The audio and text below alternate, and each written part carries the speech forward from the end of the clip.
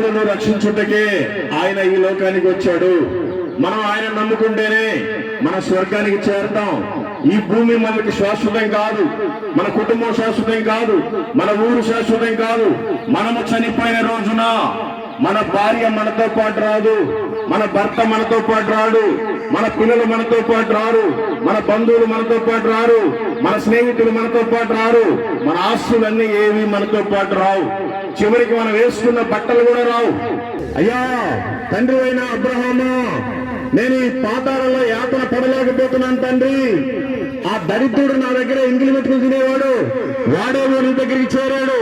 ఒక్కసారి వాడిని పంపిస్తే ఆ చిటికిన వేరైనా నీళ్ళలో ముంచిన నాలుగు మీద వేస్తాడేమో, నేను బ్రతుకుతానయ్యా అని కేకలు పెడుతున్నాడు.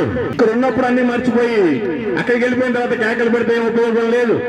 అక్కడి నుంచి చెప్తున్నాడు, నువ్వు బ్రతికినప్పుడే నీ ఇష్టానుసారం తిన్నావు, నీ ఇష్టానుసారం త్రాగావు, నీ ఇష్టానుసారం అబద్ధాలు ఆడావు, నీ ఇష్టానుసారం మోసాలు చేసావు, నీ ఇష్టానుసారం అక్రమ సంబంధం పెట్టుకుని వ్యభిచారం చేసావు, ఎప్పుడు అబద్ధాలే మాట్లాడుతూ ఉండేవాడు.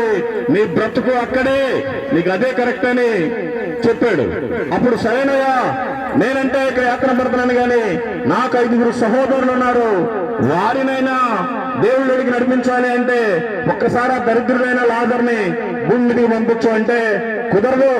మనం బ్రతికినప్పుడే సత్యాన్ని తెలుసుకోవాలి, మనం బ్రతికినప్పుడే ఏది మంచో ఏది చెడో తెలుసుకోవాలి. కాబట్టి మనమంతా కూడా నిజమైన దేవుడు యేసుక్రీస్తుని మనం గుర్తెరగాలి.